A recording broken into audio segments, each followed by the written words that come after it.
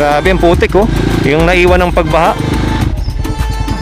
Hanggang balakang na oh. Yung tubig.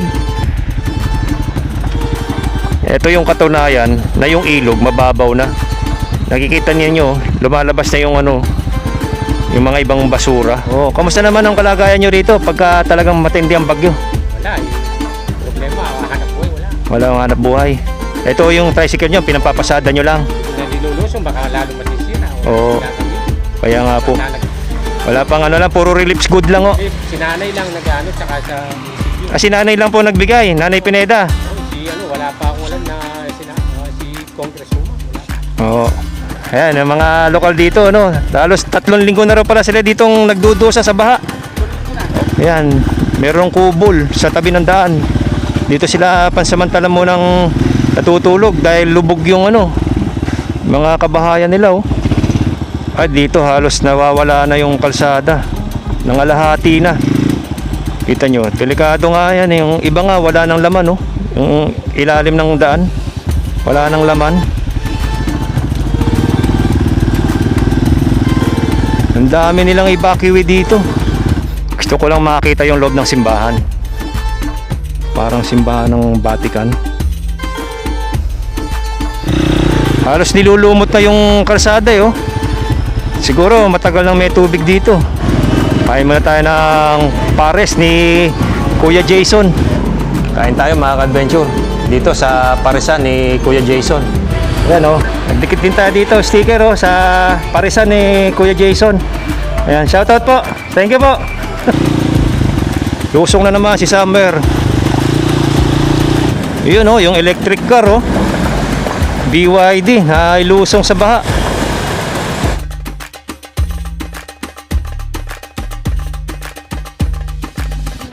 At ito na di bale mga ka-adventure yung second part ng ating update. Magmula rito sa Apalit, Pampanga papuntang San Luis ano.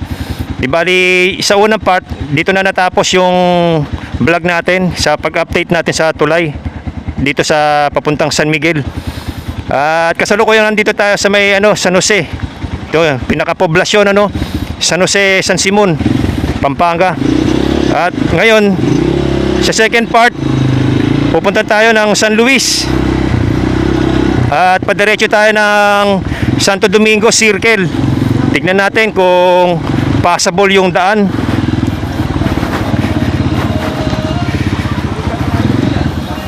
Yan, dito na tayo dadaan. Hindi na tayo dadaan sa Arnedo Dike. Dire-diretsoin na natin to para at least magkaroon kayo ng bagong idea sa daan dito kung passable.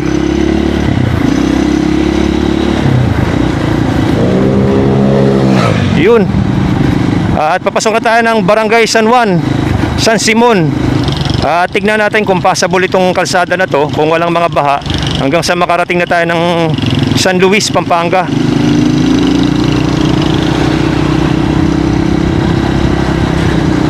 Dire-diretso na lang din to no, hanggang sa makarating tayo ng ano, San Luis. Uy, lubog na rin dito sa parte na to.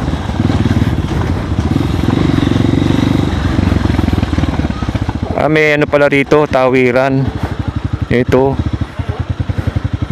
May tawiran ng bangka.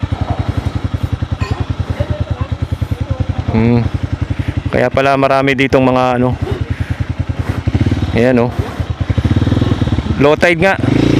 Mukhang inaabot din tong kalsada na to ah. Dito, mababa na kasi rito eh. Naputol na yung daan eh. May mga lubog pa rin na bahay oh. Taas pala ang tubig.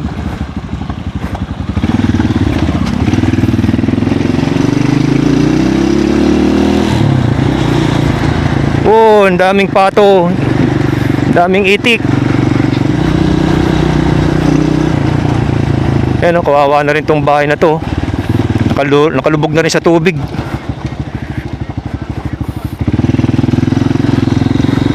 Nakalubog na.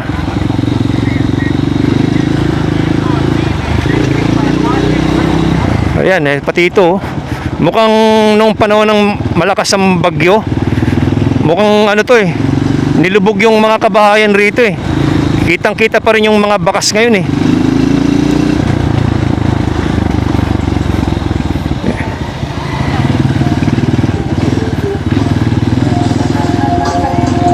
To, diretso lang tayo. Diretsoin lang natin to.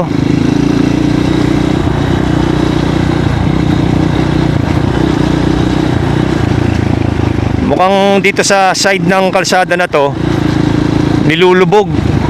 Bukod doon sa Arnedo Dike. Ayan oh, mga lubog yung ibang mga ano.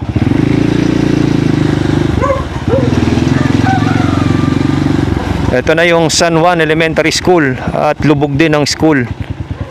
Ayan, walang klase, kawawa. Kawawa ang paaralan. Hindi pala mapapakinabangan, walang klase. Taas ng tubig sa loob ng San Juan Elementary School.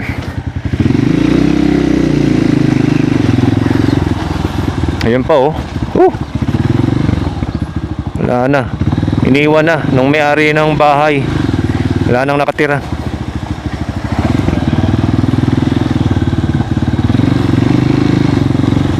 Ang isang mahirap dyan, pagka yung nawala na yung baha, ang susunod naman yung maputik, iiwan na putik. Ayan, sitwasyon dito sa San Juan. Mga lubog yung mga bahay. Dito mukhang mas matindi yung paglalim ng tubig rito kasi may tubig pa oh. Putik pa eh. Makakadaan kaya tayo?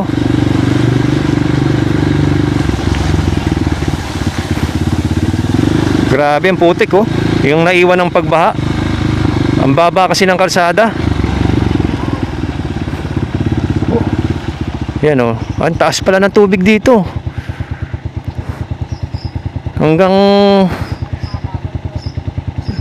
Hanggang balakang na oh. Yung tubig. Mukhang di tayo makakadaan dito ah. Grabe oh. Ito nga yung mga ibang gamit oh. Mga pinagpapasok na, pinagtataas na. Lubog. Ito ang sitwasyon dito sa may barangay San Juan, San Simon. Baha ang lugar. Sana makatawid tayo.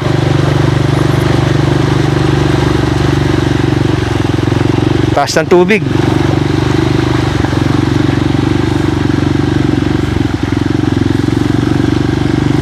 Grabe, kawawa yung mga ibang bahay rito. Ayan oh. Lubog no.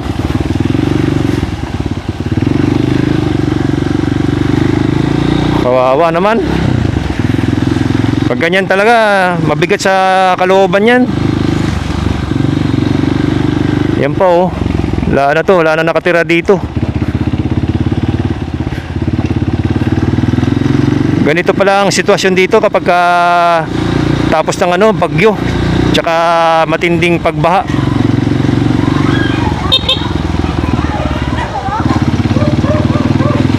Meron na mga bangka na makikita rito sa mga daan. Mga nakaparking na bangka. Paano nga? Lubog. Yan pa oh.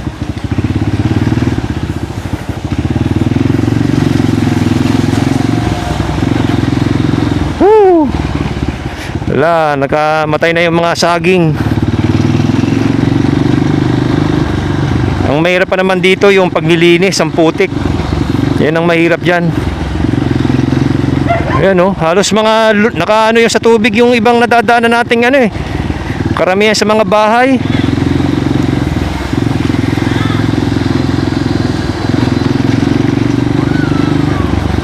Dati kasi dumaan ako rito, hindi naman ganito ang sitwasyon.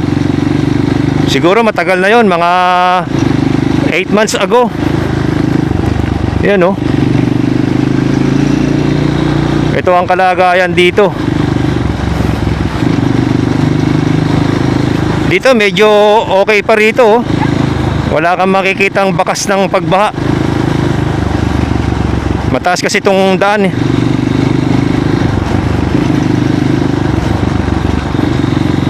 Ayan doon, no? Putik din.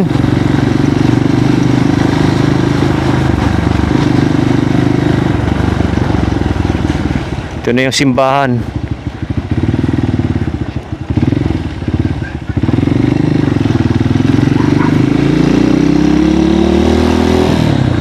Diretso pa tayo mga ka-adventure. At least nabibigyan ko kayo ng update ano, doon sa may barangay San Juan, tsaka sa pinanggalingan natin sa San Jose. Ito naman ngayon, ito na yung San Pedro, barangay San Pedro, San Simon. Mabuti rito yung paaralan, mukhang hindi nilulubog. I love Barangay San Pedro.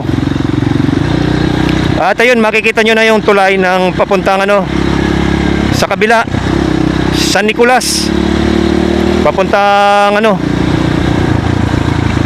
sa may San Miguel. Ito yung katunayan na yung ilog mababaw na. Nakikita niyo, lumalabas na yung ano, yung mga ibang basura, tsaka ibang debris ng mga halaman, tsaka yan lang ibig sabihin niya, napakababaw na ng ilog. Kaya kung bakit nag-o-overflow kapag pano ng tag-ulan tsaka pagbaha, lalo na kapag nagtapon yung dike, nagbuhos, lahat ng putik wash out, kaya dito na pupunta. Walang ano eh, dapat ito talaga ang pagtuunan ng pansin ng gobyerno natin eh, yung dredging kaysa sa flood control. Mga useless naman yung flood control eh. Kung dinedredging nila yan, hindi na magkakaroon ng pagtaas ng tubig sa mga ibang barangay na malapit dito sa ilog. Ganoon din doon sa Bulacan, kung nadedredging din yung Angat River.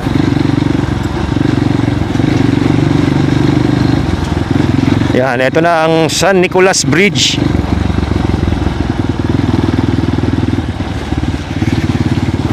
Diretso tayo dito.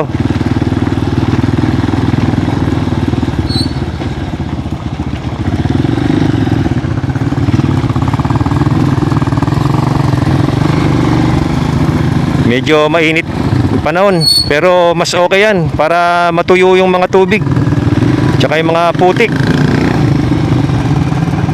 Nasira pala yung daan dito, no? Yan, diretso tayo mga ka-adventure. Ito na yung San Nicolas. Yan, papunta na doon yan.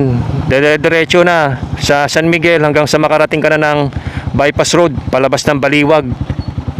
Meron din daan dyan doon, papunta naman din sa kabilang side ng San Luis. Pero ano, nakalimutan ko na. Hindi pa natin napupuntahan yan eh. Sa susunod, babaybayin natin. Dito tayo, diretsoin natin to. Ito, hindi ko pa nadadaanan ito eh.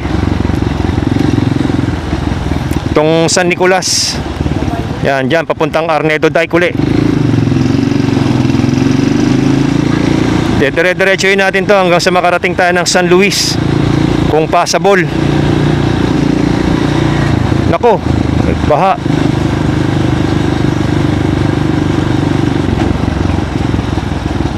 Putol kasi yung daan. Hanggang dito lang yung daan, no, na tinaasan. Pero possible naman. Ano na to? Welcome to baha rito. Anong lugar na kaya to?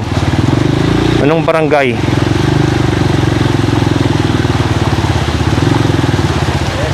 Ilulubog oh.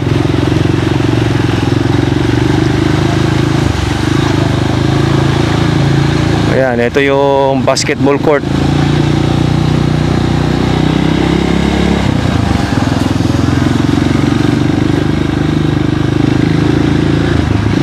Ayan ang kalagayan dito.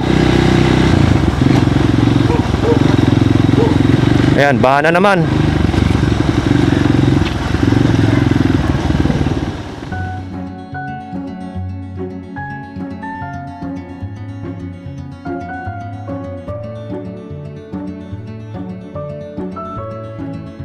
Alam nyo ba na ipinangalan ang Barangay San Pedro sa patron na si San Pedro Apostol, habang ang tawag na kutkot ay nagmula sa salitang Kapampangan na nangangahulugang nahukay o binigyan ng daan dahil sa katangian ng lupa noon.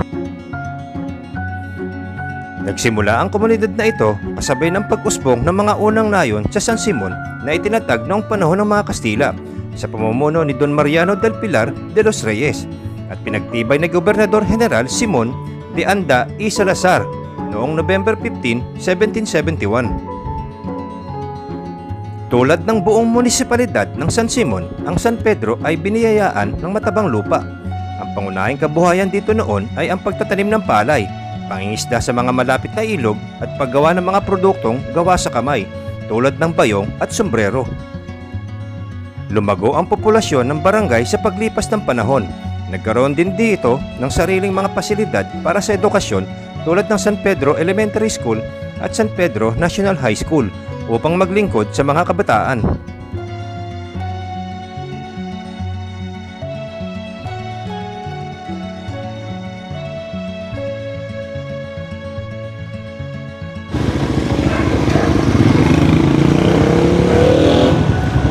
Ayan, ano pa pangalan nyo, sir? Cipriano Malonzo. Si Priano. Tiga, local po kayo rito. Local po kayo. Tiga rito kami. Oo, kamusta naman ang kalagayan nyo rito pagka talagang matindi ang bagyo?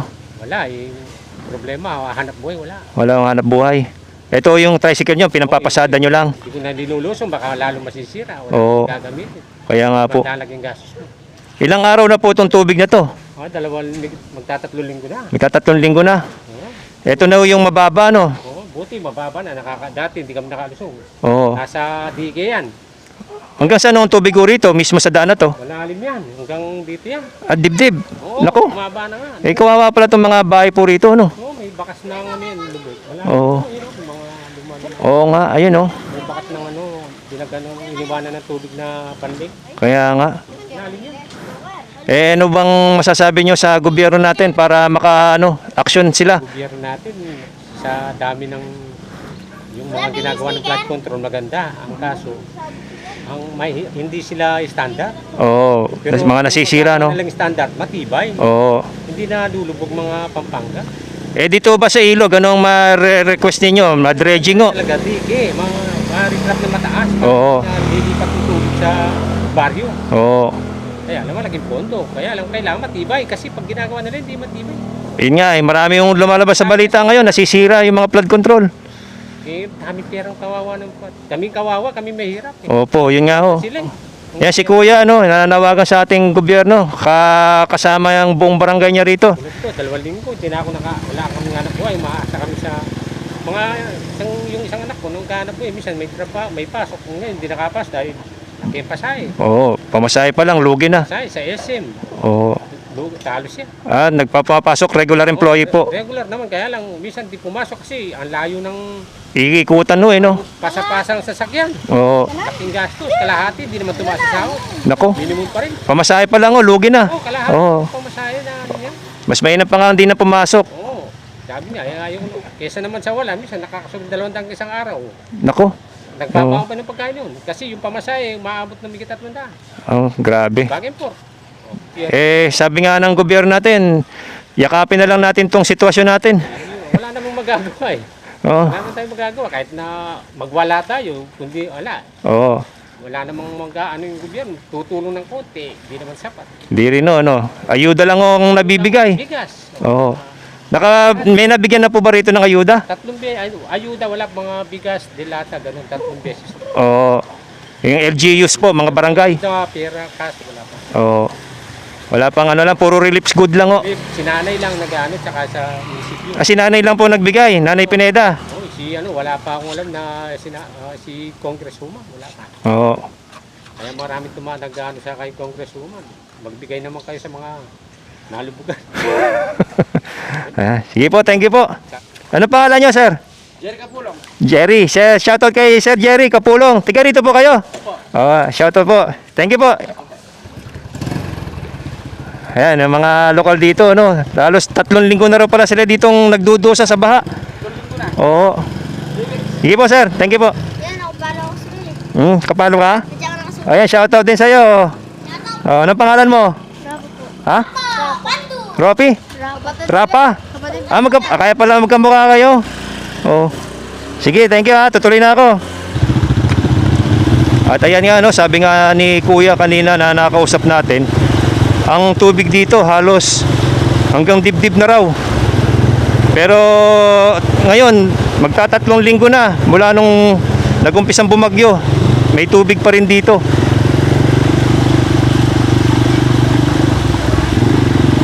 Uy, mga bata, oh, naglalaro pa sa tubig, oh, putik. Nangunguha ng isda.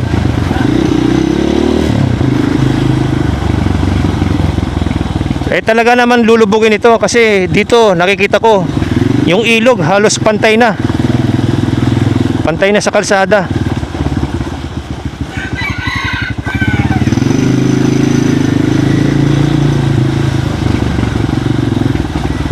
Ayan. Ayun. Ay sir, may kiraan po sir. Yan, daming ano dito. Ano kaya to? Mga evacuee. Nasa tabi ng daan may mga kubol, no? Parang nag-evacuate sila sa mga bahay nila kasi nga nilulubog. Ayan, no? Kaya yung iba dito na nakaano. Ayan, merong kubol sa tabi ng daan. Dito sila pansamantala munang natutulog dahil lubog yung ano, mga kabahayan nila, oh. Ito yung aftermath ng bagyo. Tsaka matinding habagat. Yan. Kita nyo ang ilog, oh. Malapit na, oh. Mga 1 metro na lang din yung ano allowance ng ilog dito sa daan, Wala pa namang flood control dito. Makikita ninyo, walang flood control. Kung merong flood control sana rito. Yan, nakalabas na tayo ng Barangay San Pedro. Dito nga nasisira na tong daan, oh. Tapos yung ano rito, unti-unti na ring nasisira itong isang bagong daan na to. Mukhang bago ito, Woo! Kawawa.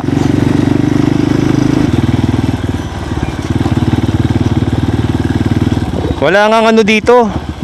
Walang dike.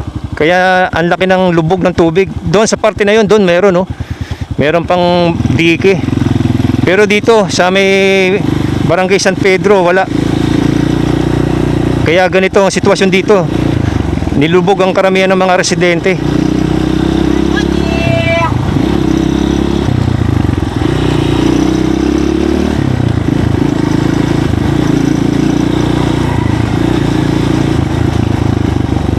Yan pa, oh.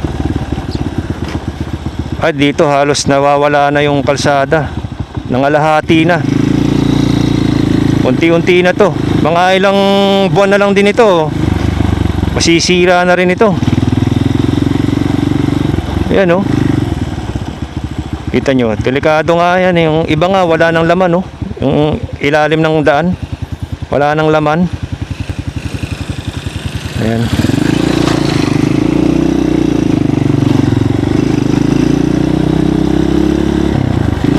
At dito okay na, mataas na tong kalsada rito.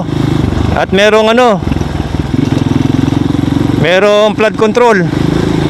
Doon sa mismong kahabaan ng Barangay San Pedro, dito sa may riverside, wala.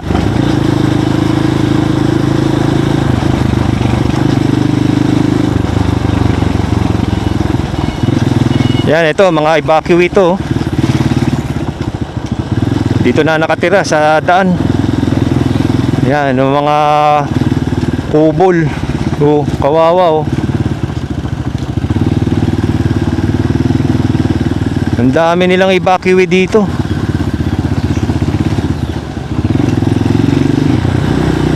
Napakahirap ng ganyan, ano? May sarili kang bahay tapos dito ka natutulog sa daan kasi no choice ka na. Wala ka natutulugan dahil yung sigurado yung mga evacuee na yan, yung wala nang pagkakataon na makapanik pa sa taas ng bahay nila dahil wala nang second floor. Ano na pala dito? Ito na yung Santa Rita. Ito na yung simbahan ng Santa Rita, oh. Mabuti yung simbahan hindi naabot ng tubig.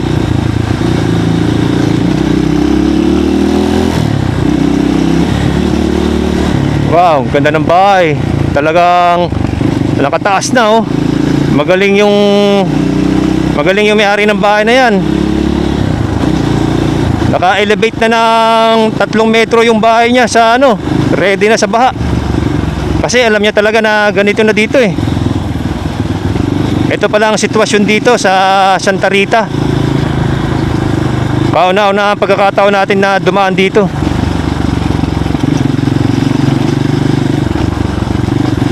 Parang ang luma na nga ng ano na to eh. Parang luma na ng daan na to. Yun oh, may mga bahay pa rito.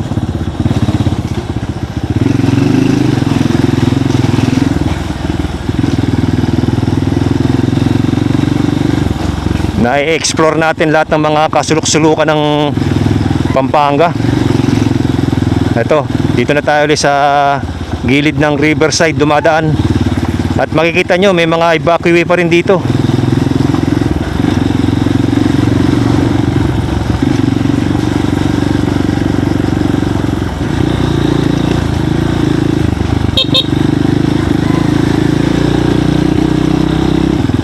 Nauubos na rin eh. Yan, makikita ninyo. Ano na yung gilid. Ang ano pa naman ng ilalim, putik lang.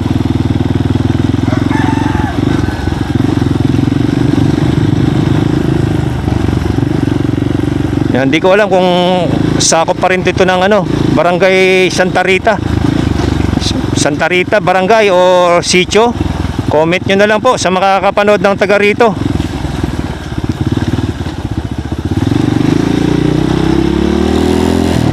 Oh, yan, doon yung ano, Arnedo Dike. At pagdating dito, sementado na uli. Ang lapad ng daan, ano? Ibig sabihin, malaki na yung nakukuha na lupa doon na nag-landslide. Dito maganda pagkakagawa ng flood control kasi mayroong mga metal sheet pile. Yun, may tulay na ron, oh. Yun yung ano, sa may San Luis na yata yun. Ayan. Ano, Santo Tomas na pala to. Ito naman yung Santo Tomas Chapel.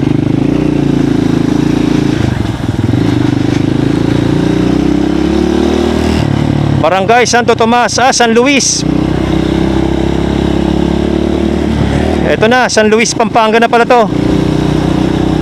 Ito ang Barangay Santo Tomas. Yan sa kanan, yung crossing. Yan na yung ano, tulay.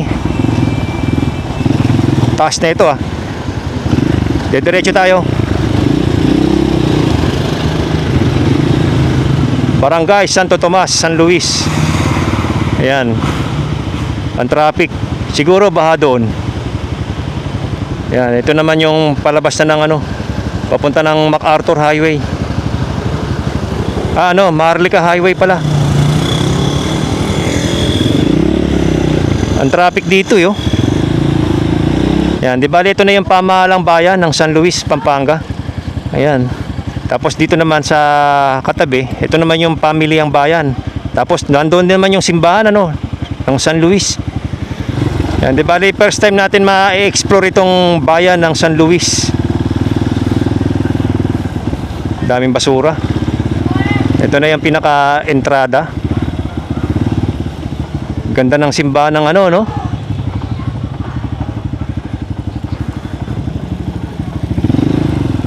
Parang lumang-luma na rin itong simbahan ng ano, San Luis.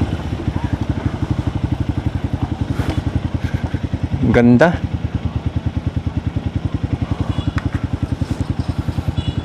Talagang antigo na simbahan.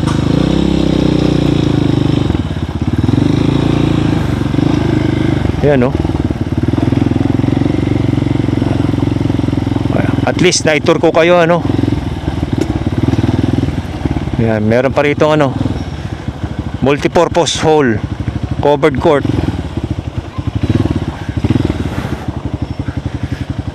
Ang gandang pagmasdan ng simbahan dito. Ilang taon na kaya tong simbahan na to? Ang San Luis Gonzaga Parish Church ay isang makasaysayang simbahang Katoliko na matatagpuan sa Barangay Santa Cruz, Poblacion, San Luis, Pampanga. Kilala ito bilang isa sa mga lumang simbahang bato na nagpapanatili ng natatanging antigong itsura sa kabila ng paglipas ng panahon. Ang bayan ng San Luis ay dati nang tinatawag na San Nicolas de Cabagsac. Hango sa kanilang dating bikaryo na si Father Nicolas de Orduño, ang salitang Cabagsac ay nangangahulugang lugar kung saan maraming nahuhuling paniki. Itinatag ng mga misyonerong Agustino ang simbahan noong taong 1742. Si Father Ambrosio de San Agustin ang naging unang kura paroko ng simbahan noong April 25, taong 1744. Inialay ang simbahan kay San Luis Gonzaga, ang patron ng mga kabataan at estudyante. Ang San Luis Gonzaga Parish Church ay nagtataglay ng arkitekturang baroko noong ika-19 na siglo na may makakapal na pader at patitibay na pundasyon para magtagal sa mga pagsubok ng panahon.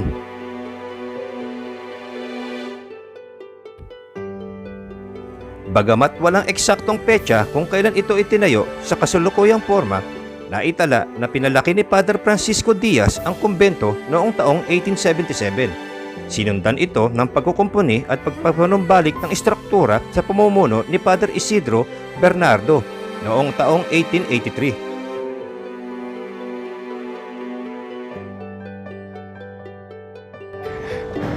Gusto ko lang makita yung loob ng simbahan. Ayan. Ito.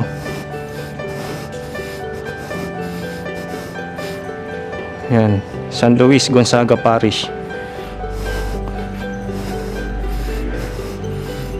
Oh, may mga ano dito. Tinitindang santo. Ah, sarado nga. Sarado ang simbahan. Ayan, oh. Pwede kaya tayong tumuloy kahit na walang tao. Papaalam na lang po ako. Ayan po. Ayan, dilim. Ayan ang simbahan. Oh.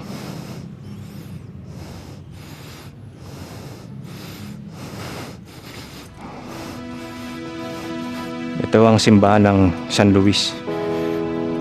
Kauna-unahan kong pagkakataon na makapunta rito. Parang simbahan sa sa Pope. Simbahan sa Roma. Ang laki. Yan, oh. Parang simbahan ng Vatican. Napakatahimik. Oh.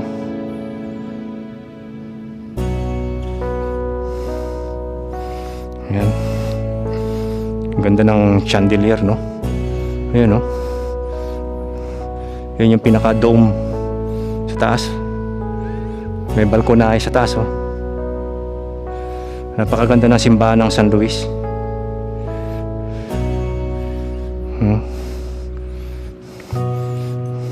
Magandang rito, magandang magpakasal. Napakaganda ng simbahan. Lalabas na tayo mga ka-adventure.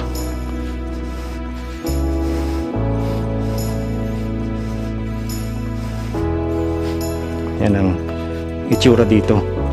Ganito. Ito yung mga larawan ng mga naging pari dito. Yung pa sa kabila, oh. Yan, may mga mother din, mga madre. Yan, ang tahimik. Ayan. Oh, napakaluma na ng simbahan.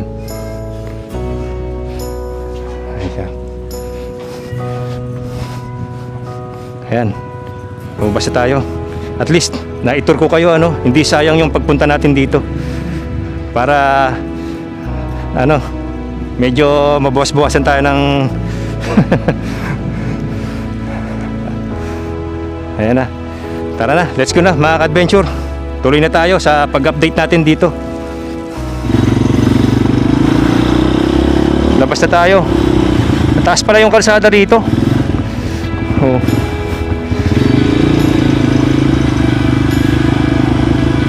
One way daw doon, bawal sumalubong. Kaya dito tayo. Kaya lang baha rito.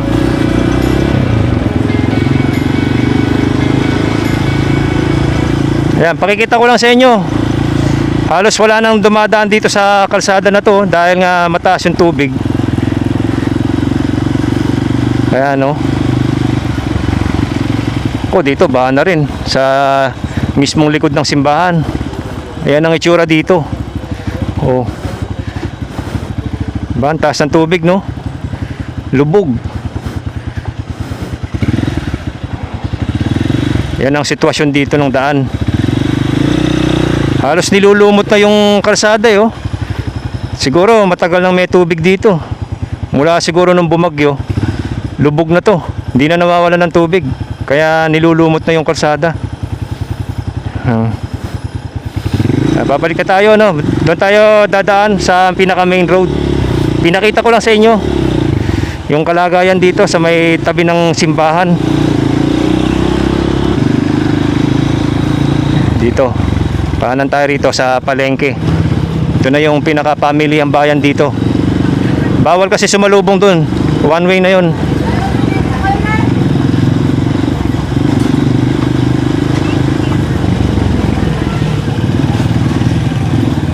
Tanghali na. Alas 12 na.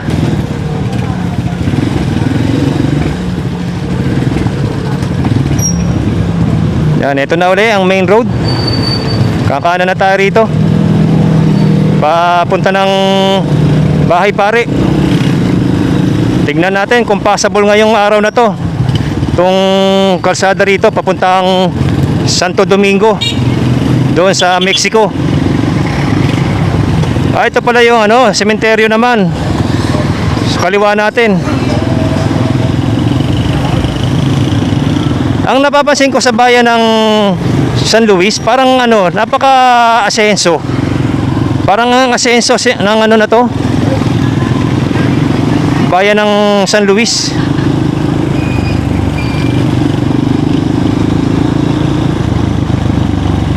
May nagtitinda pa rito mga palamig, oh. Ang dami palang mga tindahan dito sa tabi ng daan. Tapos ito naman yung plaza, park. San Luis Park to. O di ba, napakaganda, may mga pa. May mga slide tsaka swing. Tapos may mga benches pa rito, pwede kang tumambay, oh. Lalo na dito pag umaga tsaka sa gabi lalo na. Ang ganda-ganda rito sa San Luis Park. Oh. May veranda pa. Ito na. Kakaliwa na tayo rito.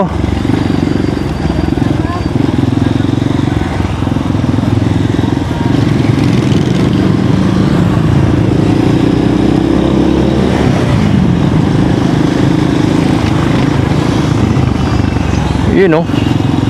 Kain muna tayo. Dito. Kain muna tayo ng pares ni Kuya Jason. Kain tayo. May pares pa po. Pares. Isang order. Gugutom na ako kaya kumain muna tayo. May nakita akong paresan dito. Ayan, oh. Ang ganda ng lugar nila. Ayan. Yun, tsaka isang coke. Ito, order tayo ng pares.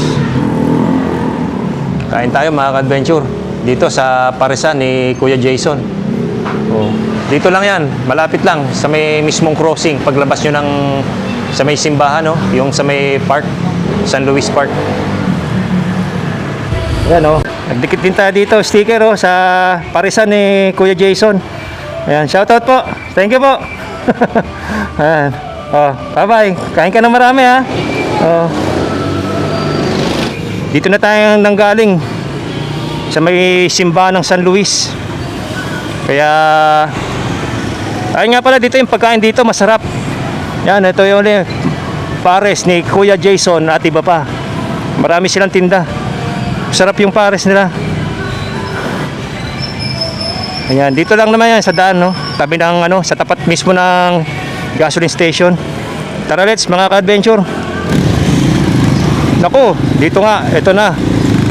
Ito na yung Arnedo Dike. Yan, ito na yung Arnedo Dike. Hindi natin alam kung gaano kalalim to. Pero marami naman akong sasakyan na nakikita. Woo! Lusong na naman si Summer.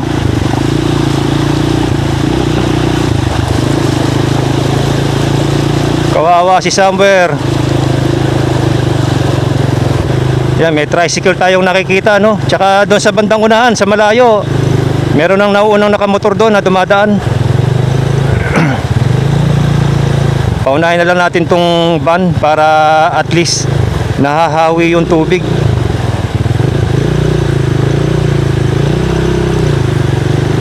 Yan, no? Kaya pa, kaya to. Kaya pa rin ng scooter ito. Woohoo! Lubog dito. Woohoo! Nasiraan pa to. Nandito nata sa Pampanga State Agricultural University. Nasiraan yung ano, yung van. Welcome to Barangay Santa Lucia. Dito pagdating sa Santa Lucia, ano na? Wala nang, ay, hindi pala. May baha pa rin pala. May baha pa rin. Mataas lang tong parte ng kalsada na to. Dito passable naman. Mababaw na lang yung tubig. Bale ng Juan. Oh, mukhang ano to event place oh.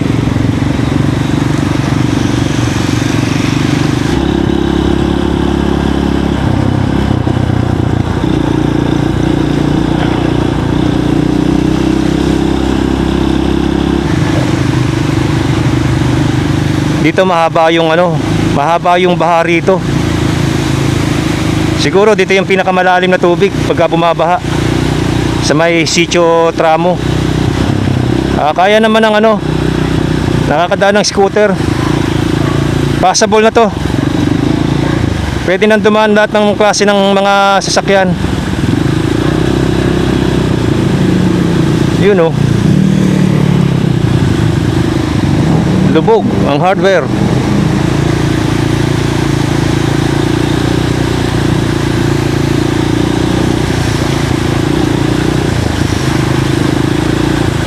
Maagos yung tubig oh. Parang nag-o-overflow pa yung tubig eh. Palabas pa oh. I mean ano, papasok pala. Hindi pala palabas, parang nag-o-overflow. Kasi dito mataas eh. Tapos maagos dito sa kaliwang side natin.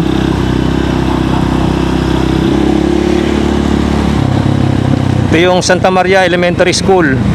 Nilulubog na rin yung school. Marami na tayo nadadaanan na nilulubog na school.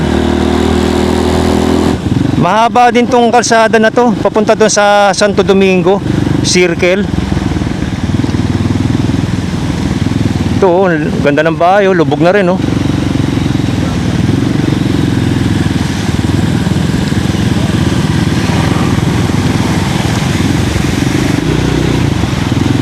Kung meron lang sana ritong maayos na drainage, yung isang diretsong kanal, kahit pa paano malaking bagay yun eh. Mas mapapabilis yung paghupa ng tubig. Walang kanal eh, kabila no.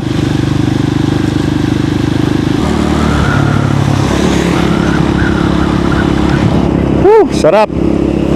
Uy, may nagtitinda ng mga gulay dito sa tabi ng daan. Yan, pagdating dito, meron tubig sa may tulay. Thank you. Barangay San Roque, Mexico, Pampanga. Ito na, nandito na tayo sa Santo Domingo.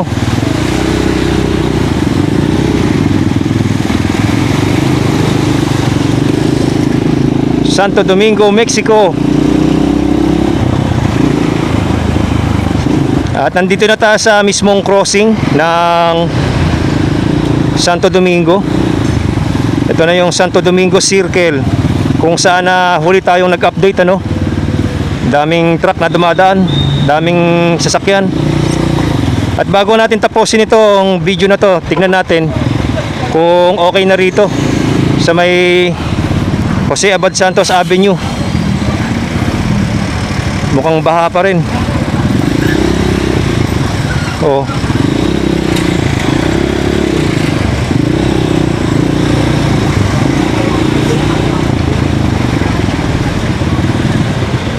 Ay, baha pa rin pala. Tsaka matraffic ngayon. Ayan ang update dito mga ka-adventure. Malalim pa yan, no? Malalim pa. Pero hindi na natin tutuloy. Hanggang dito na lang tong vlog natin.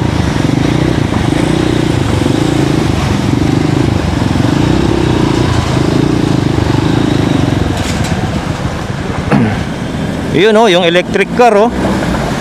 BYD na ilusong sa baha. Napaka-traffic ngayon, ah.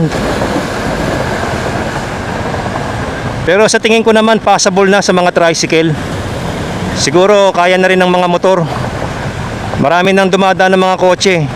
Last time na nag-vlog tayo rito, wala tayo nakasalubong na mga nakakotse. Ibig sabihin malalim nun. Pero ngayon, bababaw na. Kaya nang tumawid yung mga motor.